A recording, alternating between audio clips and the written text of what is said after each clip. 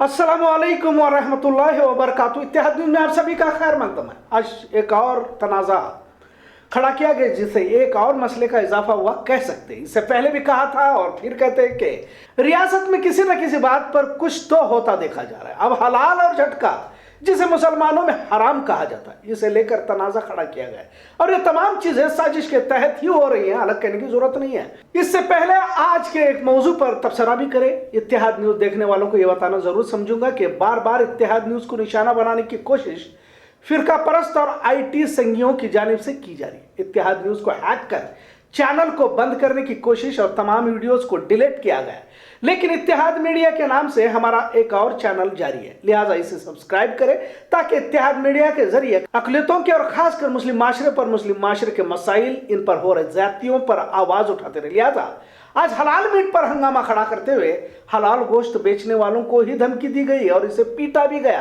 यह वारदात कर्नाटक के शिमोगा भद्रावती में पेश आई है। आपको इससे पहले यूपी में बिप को लेकर जान से मारने के कई वारदातों को देखा होगा। अब कर्नाटक में इस तरह के मामला देखे जा रहे हैं ताकि यहां पर भी यूपी के जैसे माहौल बना रहे और बन चुका है। अगर सिलसिलेवार तरीके से देखा जाए तो सिवाय मजहबी तशद्दुद के और कुछ भी आपको कर्नाटक में देखने को नहीं मिलेगा। मेले यात्राओं में मुस्लिम ताजिरों को दुकान ना लगाने देने के फरमान के बाद गोश्त हलाल तरीके से ज़िबा करने पर भी पाबंदी आयद की जाए। इससे बढ़कर जाती और किसे कहा जाए?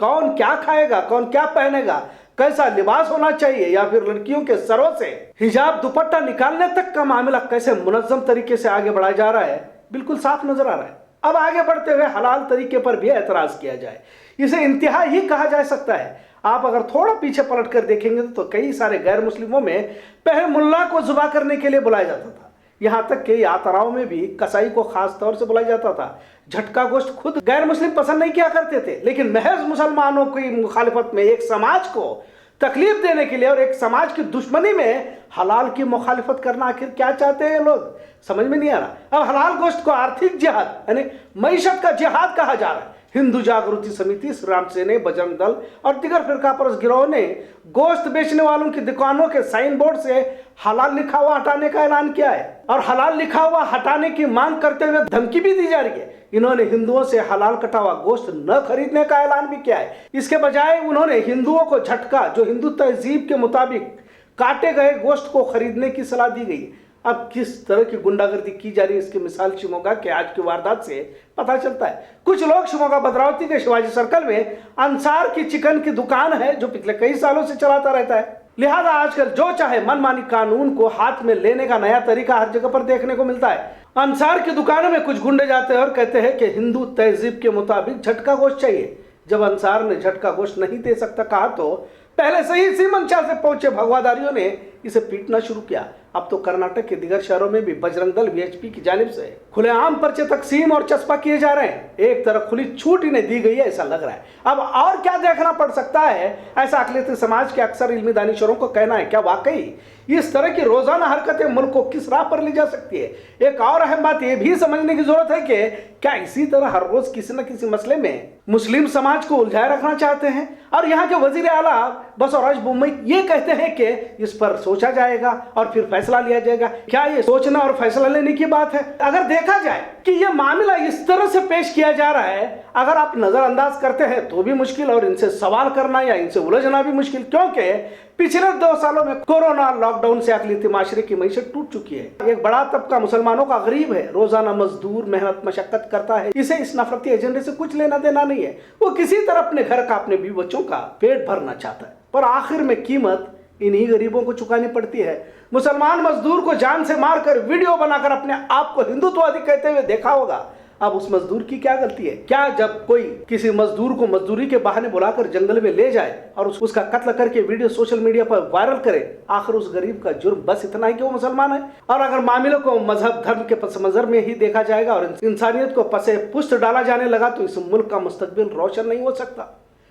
कभी गरीब खिलौने बेचने वाले को, कभी गरीब गोश्त बेचने वाले को, कभी गरीब मजदूर को सिर्फ मुसलमान होने पर जान से मारना कहां तक सही है?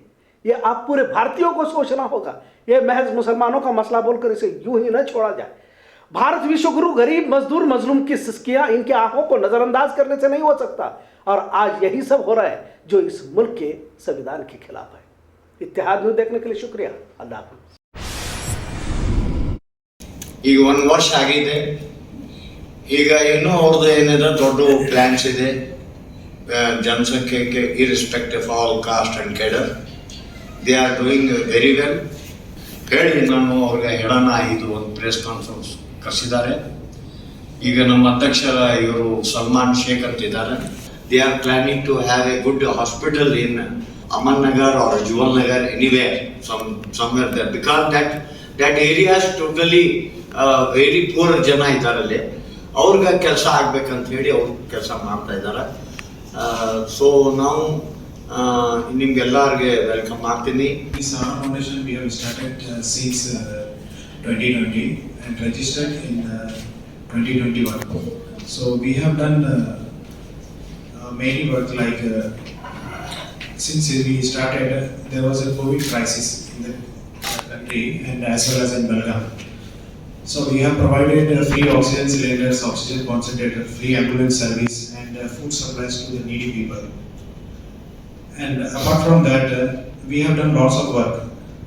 Like in April 2021, we have provided almost 135 oxygen cylinders to across the city. And after that, we organized COVID-19 awareness camps in various in schools to educate the student about this COVID-19 disease. After that, we inaugurated our office by our Honorable MP Mangla Suresh Angadi. We did COVID-19 vaccination camp and total 800 people was vaccinated. After that, every year there are many people getting affected by this dengue. So in this especially in slum areas, we did dengue prevention camps and totally 12,000 people was participated in. Sahara Foundation launched a free healthcare clinic in December 2021. In this clinic, the patient has to pay only 10 rupees of fees. Our mission is we are planning to build one hospital, that is a charitable hospital. In that, we are planning to treat the people like treatment we are providing at minimal cost. So we need everyone's help to make it possible. In Sahara Foundation, we are running one polyclinic. In that polyclinic, we are seeing every type of patients. We are not particularly specialized for any patients. In that, we are saying the chronic cases also, acute cases also, any flu cases also, anything which will come to us. Some patients will come with flu clinic, flu symptoms like cough, cold, coryza, everything. Some patients will come with diabetic complaints. Some will come with hypertension complaint. So we are giving every type of treatment free. Just we are charging 10 rupees, and those who don't have the amount to pay, we are not forcing anyone to pay also. If they are capable to pay 10 rupees, it's okay. If some poor are coming roadside, those who are sleeping and like that patient, they don't have 10 rupees also to pay. Most of the thing is going on psychologically. The people who don't have amount, they are thinking we don't have money. How we will get good care of facility of the health care and everything. So our planning is to open the big hospital, the charitable hospital, where we can charge only minimum. मगर हमारे लोगों से appeal है, खास करके young generation से, अगर हम सोचते हुए बैठेंगे कोई लीडर आएगा, कोई लोग आएंगे और हमारे हेल्प करेंगे, ऐसा नहीं है. और ये जो हम स्किल डेवलपमेंट करना चाहते हैं, ये mobile repair, sewing machine operator, computer classes, software, hardware and networking, refrigeration and air conditioning, electrical and domestic industrial, sports classes, tuition classes, ये सब हम करना चाहते हैं. मगर हमारे लोगों से अपील है, खास करके यंग जनरेशन से, कि वो हमारे साथ जुड़े और हमारे साथ जुड़ के ये काम करने की कोशिश करें. हम किसी और का रास्ता ना देखें, हम खुद आगे बढ़ के ये काम करेंगे. कोई और करेगा अगर हम सोचते हुए बैठेंगे तो ये नहीं हो सकता. हमको सबको, यंग जनरेशन और बाकी सब लोग जो भी है, हमको आगे बढ़ना है और ये काम करना है.